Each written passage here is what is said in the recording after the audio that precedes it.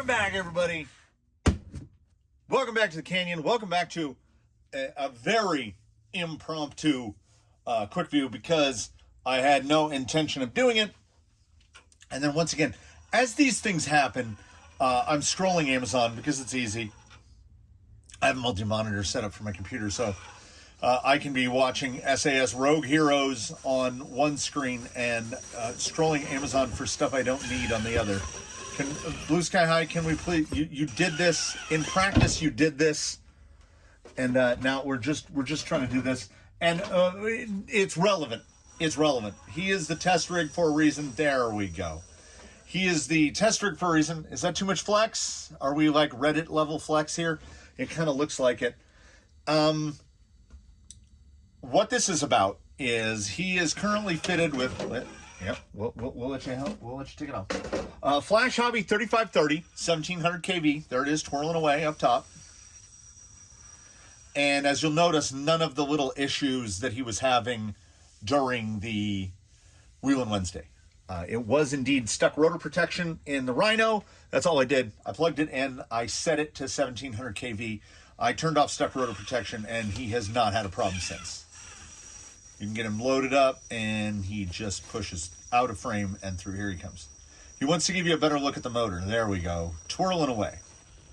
So he had what I would consider to be not enough drag brake. So we were saving a bunch of weight by putting this little thing up here. For a frame of reference, I mean, in case it doesn't mean anything to you, there's a 540. So it's a tiny little thing, and it is very light.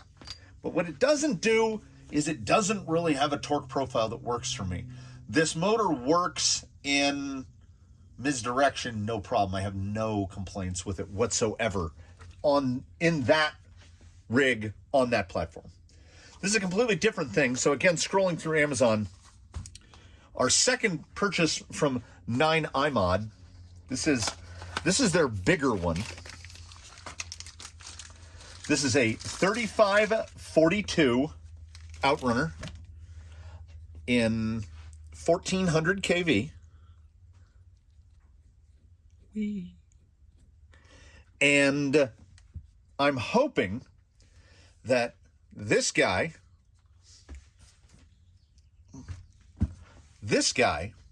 on 3S on the 1800, he's a little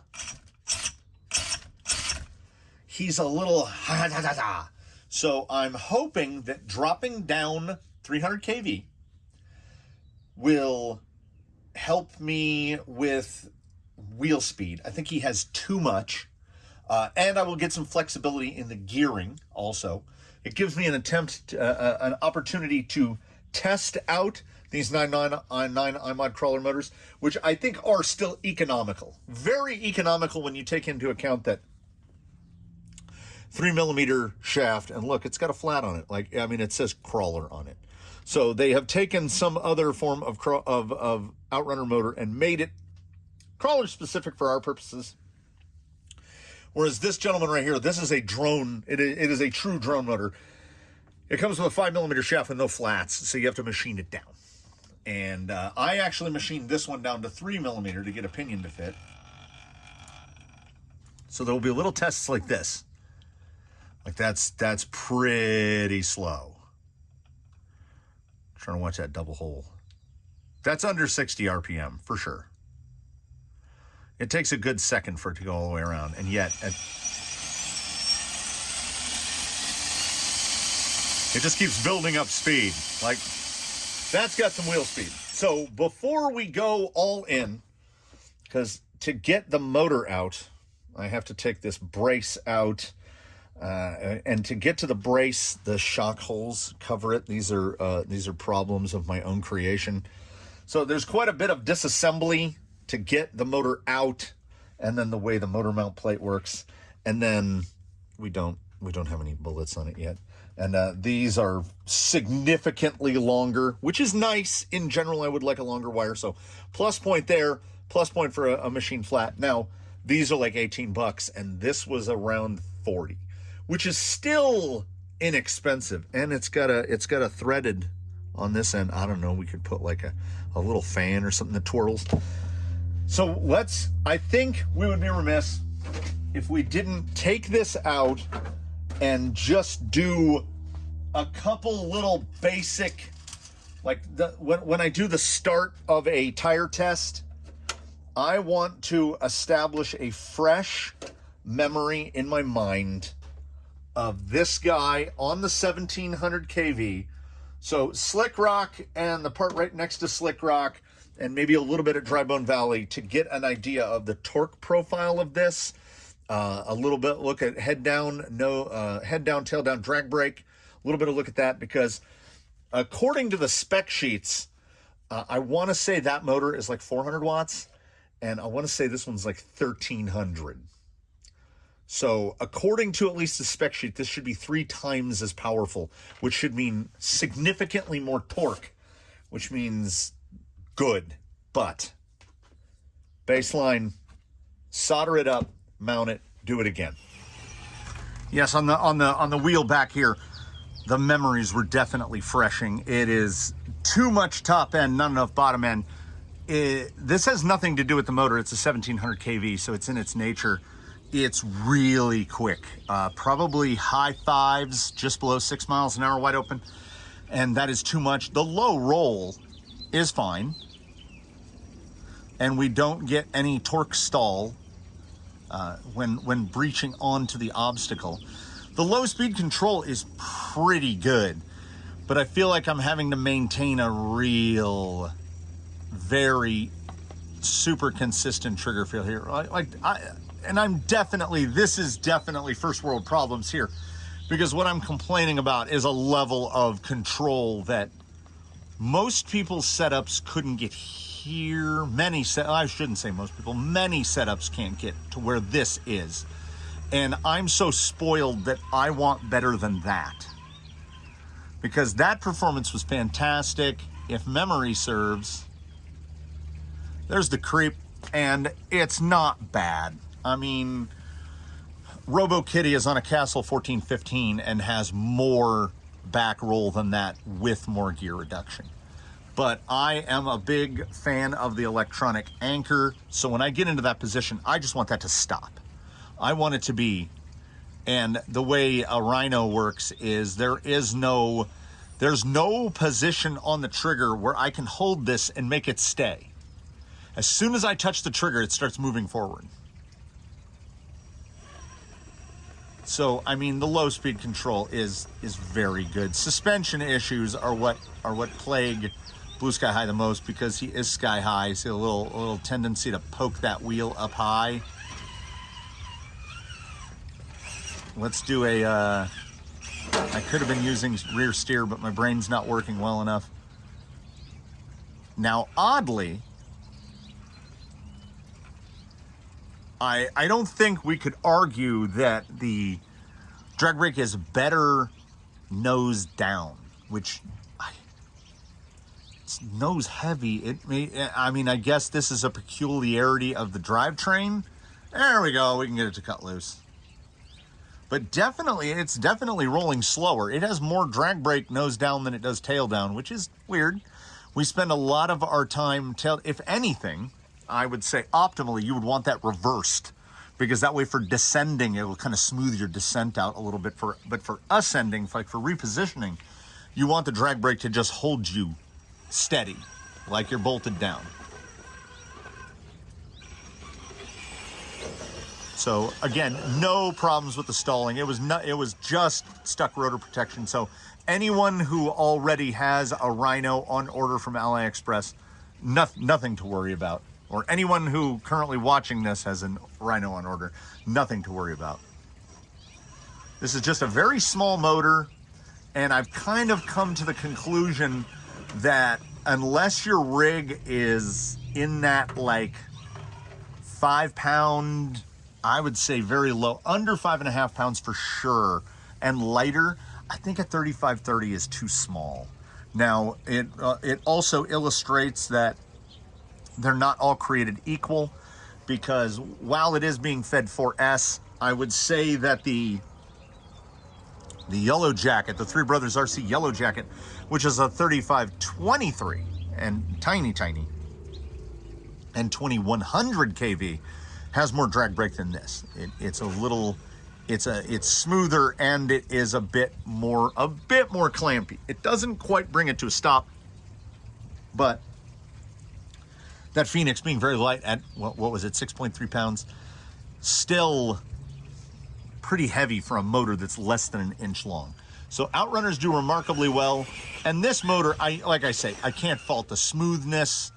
I can't fault the low speed control. I would just like a little more torque, and I would honestly like to bring the top speed down without having to gear down too much.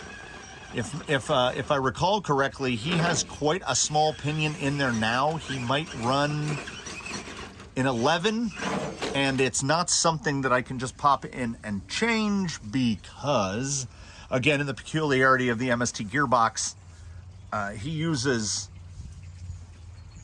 M Mod 08. I tried putting a 32 pitch pinion in there, and the mesh no. He uses Mod 06, which is metric 48 pitch. It does not fit a 48 tooth pinion. So, I mean, when I have this apart, I might try to see. It's also a weird size spur. It's like an odd tooth count. Like, it's basically 48 pitch, but it's something small, like a 54 or something. If memory serves, it's nothing I don't have anything small enough to replace it. So that's where we're going to get into the quick view now. We've gotten through this initial where we mentally set it. Yeah, the low is real good. It does everything well, but I think what it is that particular motor, the one that's in there right now, is not perfectly suited to the rig that it's in. So it gives us an opportunity to test something else, something that I hope will be a little slower, something that I hope will be a little torqueier. And, you know, in the grand scheme of things, I'm willing to spend $45 to $50 on a brushed motor. I should absolutely be willing to spend $45 to $50 on an Outrunner, which is something that will never need serviced or replaced. So here we go. We know where we are. There's that little, just can't quite hold it. There it is. We'll also scale them up. We'll see what kind of a weight penalty are we taking going to the 42. I think the 42 is going to produce enough torque to offset the difference. I mean, the motor is effectively a half an inch longer. So the only way to find out is to fire up ye ol' Hako, swap these motors out, and see what's what. Back inside, I've already we've already put the bullets on. Interestingly, and I think this is also a point in the plus column, they come with 4mm bullets, which is pretty much more of a standard for what we're working with. But all of my AM32 based ESCs use the 3.5mm bullets, these little tiny guys. So as to not have to change them both, we're just going to put 3.5s on there. Give me power. There we go.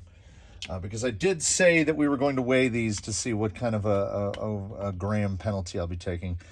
Very light, 76.1 grams on this motor. We might be in the double that area. But while we're at it, we'll throw a 540 on there. 141. 141.4.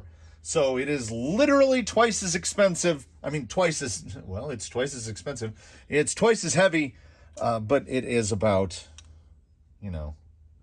not quite twice as long, in that neighborhood. But for frame of reference, a typical 540 is 180 grams. So we've got, oh, that really, I've never had anything pick up the scale before. Good on you, Quick Run 30 turn. This guy needs to be mounted, but before we put that in there, I did want to point out, it popped into my head. Like, I couldn't remember, why have I not changed the gearing in that guy over there? And here is why. Here is the pinion gear from the vehicle in question. Let's get a little closer. Here's the pinion gear from the vehicle in question. It's Mod 06. And Mod 08 is basically 32 pitch, but this is Mod 06. This is an 18 tooth. This is an 18 tooth. This is an 18 tooth 48 pitch gear. So as you can see, it is significantly smaller, and you can see as the teeth go, it is not the same pitch. So it's close enough that they will kind of fit together. And then of course, this is an 18 tooth 32 pitch. So the Mod 06, and I might be getting it wrong, I'm almost positive it's Mod 06, is right there in the middle in between the two. And I have one other metric pinion that meshes with the spur in here, and it's bigger than that one. So he realistically needs, like, I don't know, a 14-ish probably. But where the problems arise there is, here is the total length of the motor slots, which realistically is maybe 4 or 5 teeth worth of adjustment. And you can see they're kind of worn all the way across. So I think it came with like a 20 or a 21. There might actually only be 3 teeth worth of adjustment on the motor plate. And the spur is indeed some sort of both oddball thing in terms of size, and like I don't have anything to swap it with. So we are changing motor to replicate changing gearing. And as you can see, this is for the frequent visitors that aren't just here for the iMod stuff. This is like revision 3 of this chassis for this vehicle. And he's running shock keys currently because I don't have the holes quite right. We're still working on setting up the front and rear geometry. Like right here, he doesn't get full travel because the servo horn is hitting the bumper delete back there.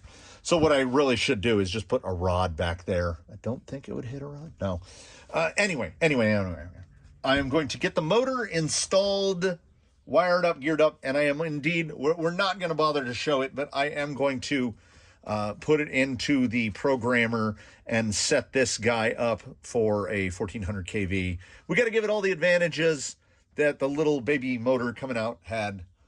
So the 1700 goes back in the bin until we find something that is better suited to the 1700. Although, I mean, we don't know. It might go back in. This might not be the guy. I'm hopeful. I'm cautiously optimistic. Let me get this installed. We'll do a little slow bench creep, and then we'll take it out, and we'll do the same thing we just did before. All wired up, installed. The only movement that it has made was to make sure I had the motor rotating in the correct direction. So this is the first real tip in of the throttle. Yeah, it's I'm not mad about that.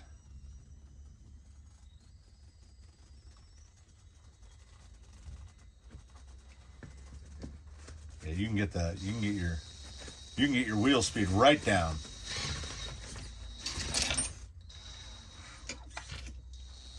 A peculiarity of this gearbox is that when you transition from forward to reverse or vice versa, there we go, climb the phone.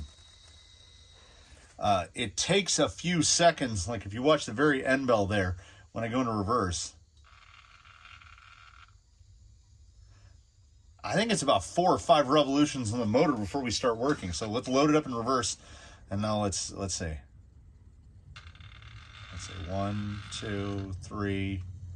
It's like 3.5 revolutions in the motor before we start working, just picking up all of the, I don't know, lash, like all the gap in between gears.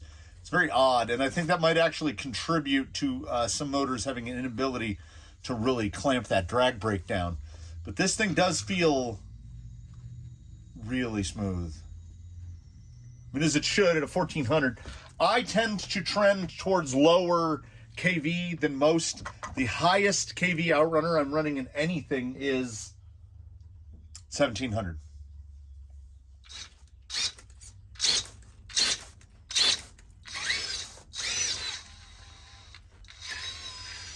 Feels good here.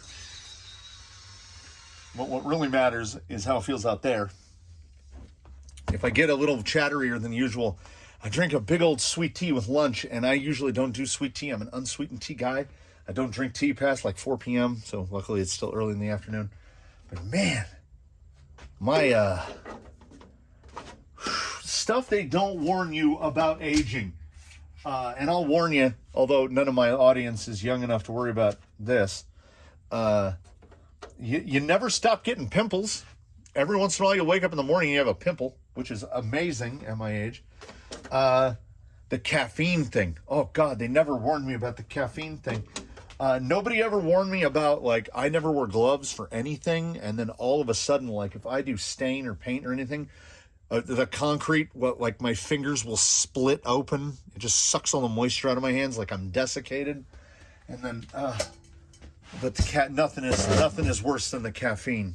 Like, it will keep you up all night. You could be a 6-pack a day man. You could be a 12-pack a day man, and all of a sudden you will wake up one day, and if you take caffeine past like literally 5 in the afternoon, you will not go to bed. You will just be awake all night. It's what it's, I guess, what is aging, everybody, but dying very gradually. And when you get into the later stages of death, it's a circus, baby. Back to the rocks. It's going to take some very particular negativity. Something bad is going to happen very specifically to make me not like this motor, because I think of everything I've run, it's the best sounding Outrunner, as insane as that may be as a point to quantify, but it doesn't have like the Outrunner whine. When you're at full throttle, it really has kind of a muted jet engine sound to it. It sounds really cool. The transition, like slacking off the trigger, like if you just let go of the trigger, you're gonna do a stoppie. But if you transition down slowly off the trigger, it has the smoothest,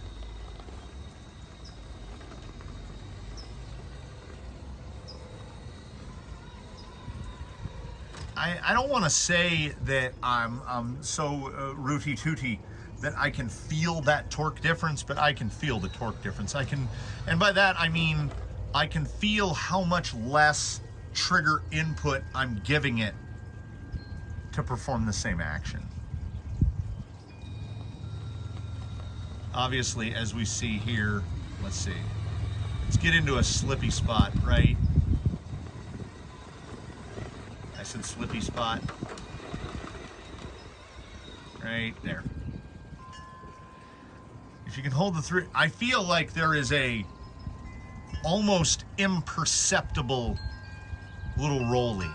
And I think we figured out what that little rolly is, and that it's 3.5 turns. So basically, when you've got it locked in forward, if the motor doesn't have enough torque to hold it, that slack will start to take up and the thing will start to roll away. It's not actually rolling all the way away. How about here? Yeah. I mean, like I say, spec sheet for one was 400 watts and change. Spec sheet for this one was, I want to say 1300. Right on the beam, and just hold it. It's a 70 gram sacrifice that I'm willing to make, to the point that I will cut new chassis rails that will allow me to move my shock positions to move everything down. Yeah, that low is, so none of this is drag brake fail. This is me under power. Like literally like minus not, well, hobby wings are reverse. So you'll watch, yeah, that's a good bit of movement. It starts to pick up movement at -9, which in something that would be calibrated, not throttle channel reverse, would be like a +9. That's really, really fine. A lot of stuff won't do anything until 20, above 20, 24.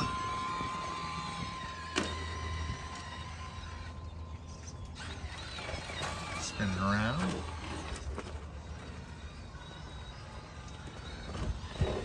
It feels good enough that we got to try some different stuff.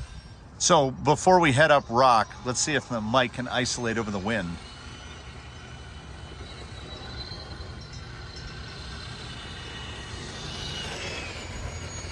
That right there, the underload. It sounds so smooth. I love the sound of this, and I'm not a person that would think that I would ever enjoy the sound of a motor.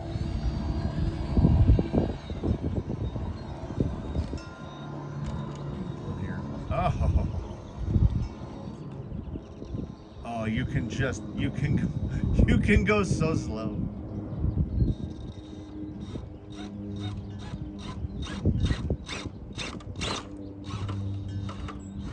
Oh, that's gorgeous. That sweet positionability, just the ability to, like, because the idle down, when the throttle is going from input to no input, it's so smooth. It's so smooth that bumps are like little da da da da. It's like it's so crisp. I can't explain quite how smooth it comes on. I think I've accidentally done a magic to the suspension. I feel like I'm learning shock position incidentally and accidentally. Let's see how we pull here. No, I mean, these are ruptures. He's got some advantages. Yeah, I'm not noticing the. No, we're gonna do a little bump position.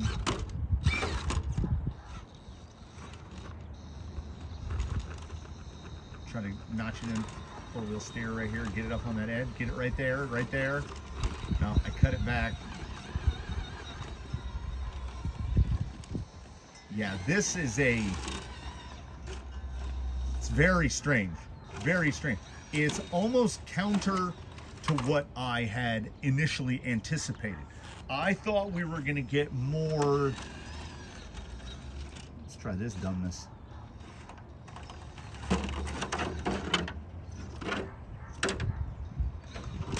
I thought we were going to get more hammer-like, you know, going to the much longer cam, more torque, but not to try to get fancy, but it feels more surgical. Like there's a lot more precision to this motor, and I'm guessing that's a combination of much bigger cam, so much more torque, quite a bit more power.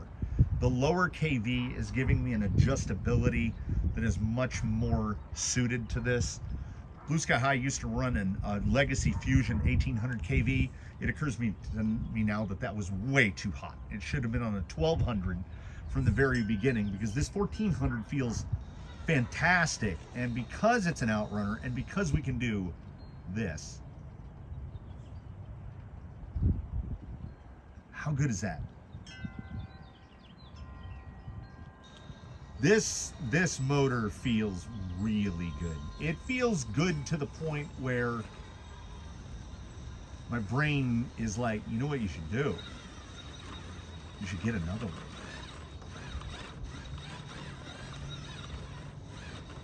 And he's just standing up. Should be flipping over backwards, but look at this. Put it in. Yeah. Now, obviously, I must make this distinction. This is a Rhino V80 and this motor. Now, that said, I haven't noticed the Rhino to be any smoother than AG Innovations, Ninjas, Flash, just what are they, AM55, AM32s, the iFlight 55s. They all feel pretty much the same because they're Flash drone controllers. Once you've got it with it set up with the correct poles and everything, and you have it set to the correct KV, they're really nice and smooth. But this motor is enough that I genuinely feel like I can feel the smoothness. Got some more loose rocks. I really like it. So while in the process of ordering this, I did look pretty closely at the 3532. This I'm 99 Mod's got the 3532 and the 3542. Obviously, it's just 10 more millimeters of cam, but it really jumps up in torque. It's almost double the torque. I think the 3532 in roughly the same kV was 700-ish watts.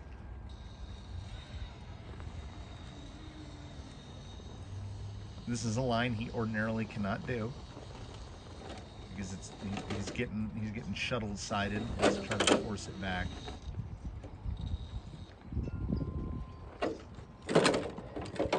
This is a deceptively difficult, as some people can actively attest, this is a deceptively difficult obstacle to breach onto, as there are a number of approaches you can make onto it to try to get into this little chute. And some tires can cut one side a little better. Basically, if you see it flop to the right, it's done. We got ruptures and the ability to go as slow as physically possible. Try cutting it this way, cut it back. A four-wheel steer approach here.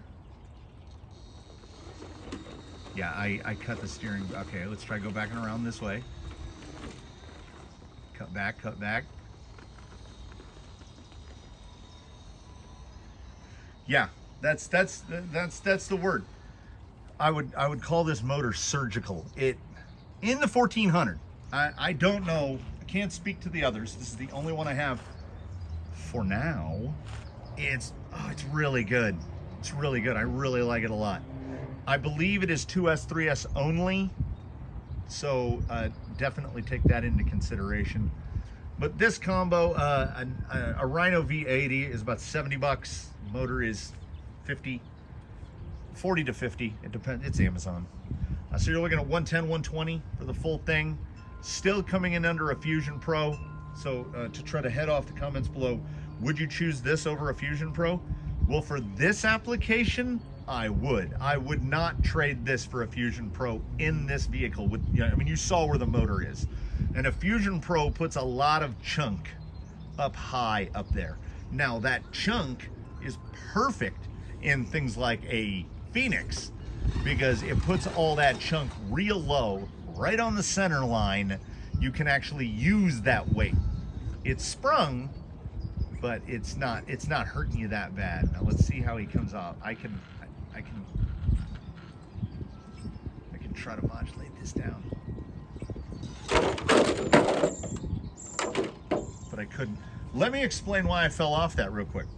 And to do that, I'm going to try to do a very bad impression of a bird. There's a bird. He's right up here. There's a big tree of heaven right there, and there's a bird in there, and I'm looking at him right now. And he was doing a Twitter, and then he went. And that's a terrible, he's probably offended by that impersonation. But right when I was tipping into the trigger, I would hear, and it sounded mechanical enough that I was like, am I doing that? So I let go of the trigger and the rig just rolled down. So that wasn't my fault, that was bird. Because right here, I'm staying in the trigger because the drag brake is powerful enough that it will stop me. And probably swap me ends. Swap me ends! Yeah, that's good. That's good descending. For Blue Sky High, that's really good descending because his motor isn't trying to pull his face down anymore. As this is, in theory, a quick view, this motor is certainly recommended. The 99 Mod 3542 1400 kV it's silky smooth. It has all the torque you would need. I'm trying to fish for a negative because people seem to get upset when I leave a review that people call glowing. I want to say this motor was $42, but I've made some Amazon orders recently, either high on sugar or sleep deprived, or just because I see something shiny and I'm like a bird, so I'm like, gotta have the shiny. It was either $42 or $49. If it was $49, I'm 100% fine with it. If it was $42, that's amazing. Maybe I'm thinking 42 because it's a 35-42. I don't know. In which case, it gets an official Crawler Canyon thumbs up. I'm gonna barrel roll. Ready? Oh, it was a 1.5. So thank you everybody for watching this one. Oh, I don't know. You tell me. Could he use a little front axle weight? He needs some unsprung weight. But at the same time, competition-wise, it's a problem. But otherwise, it kind of makes it fun to drive. His overall high tippiness was something that I had to work on and have to continue to keep working on. But I don't mind his tendency to lift a leg. It adds there. Oh, he's gonna lift it. Oh, okay. Which way? This way? Yeah. I'm learning. I'll learn four-wheel steer eventually. It's gonna take time. What was it? When my wife was taking classes in anthropology and paleontology, they have animals that they try to teach skills. And there are some animals that can see a particular thing that somebody wants them to do, like aim the camera at something, and they can do it on the first or maybe the second try. And some animals will take 10, 20, 30 tries, like those, what are those, magpies or something, can figure out puzzles. Like if they see it done once, they can do it. I am not that. I believe it's orangutans can take many tries to get something. But once they have learned that skill, they have it. So if nothing else, I hope to fulfill my legacy as an orangutan and learn something and then retain it. I'm figuring out dig. I'll figure out four-wheel steer. We found out. Hey, look. I'm still alive. I live. I thank you for watching again, everybody. I invite you to comment below. If you were considering one of these, keep considering it. Like pull the trigger. It's really nice. It's really nice. It's. I'll go out and say it. I like the flash hobbies, because they're cheap. But I like this one the most of any Outrunner I'm running. There it is, right out there, right out in the open. And $40 for me still seems like a lot of money. I'm that cheap. Like if you liked it, subscribe if you haven't. Consider channel membership. Tune in for whatever comes next. In between now and when we meet again, do your very best. Have a good one, everybody. And I think I'm just going to wheel for a little bit. The sun is very hot, but I'm not complaining because at least it ain't raining. I hope. Oh, do it. Yeah. I hope wherever you are, it ain't raining. I hope you can get us some wheeling.